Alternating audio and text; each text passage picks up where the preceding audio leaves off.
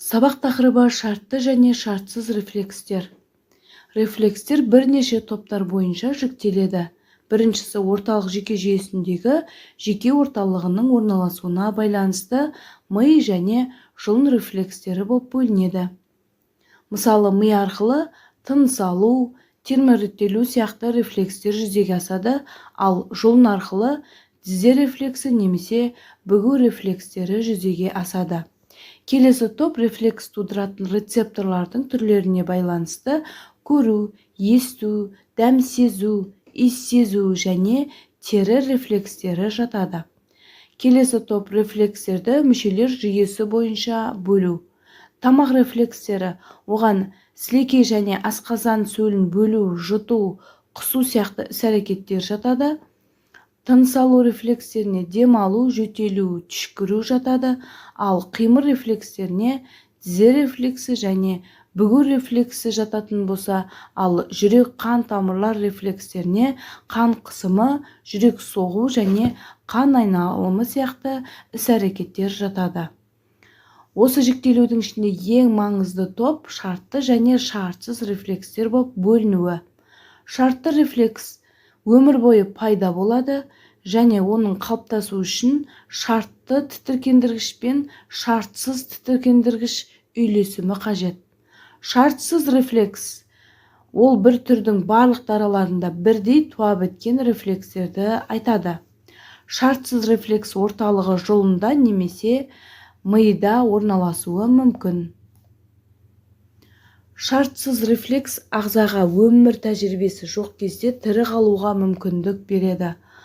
Мысалы, сәбидің сору, ұйықтау, есінеу, қорғаныш рефлекстері көз жыпылықтату, жарыққа қараған кезде көз қарашығының мөлшерін өзгертуі сияқты рефлекстерді жатқызамыз.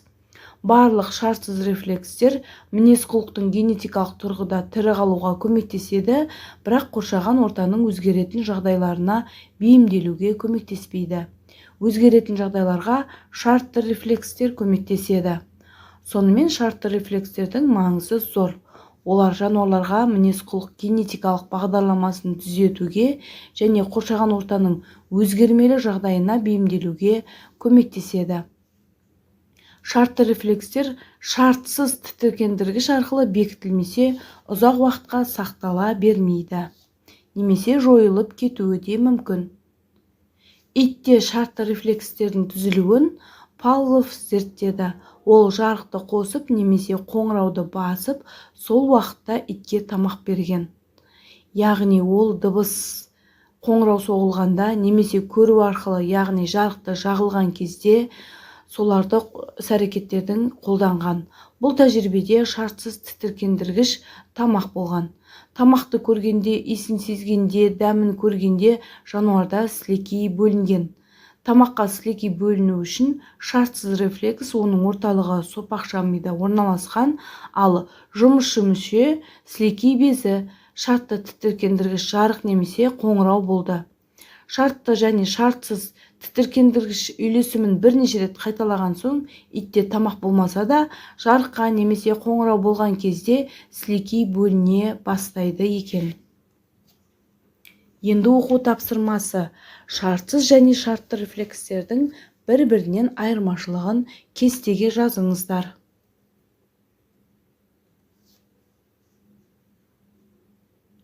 Енді тапсырма жауабын бірге тексерейік.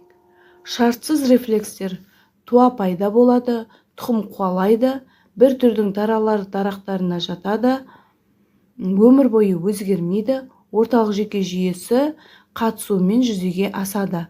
Шартты рефлекстердің түзілуіне негіз болады, ағзаның ішкі ортасының тұрақтылығын қамтамасыз етеді, ағзаның көбеюі жүзеге асады, алдыңғы мидың үлкен ми сыңарларын алынып тасталған жануарларда сақталады. Шартты рефлекстер жүре пайда болады, тұқым қуаламайды, әрбір дарақтың өзіне тән, кейбірі жойылып отырады, кейбірі қайта пайда болады, яғни тұрақсыз, ми қыртысының тікелей қатысуымен жүзеге асады, тек қана шартсыз рефлекстер негізінде түзіледі, ағзаны сыртқы ортаның түрлі өзгерістеріне бейімдейді, ағзаның көбеюіне қатысы жоқ, алдыңғы мидың үлкен ми сыңарлары алынып тасталған жануарларда сақталмайды екен.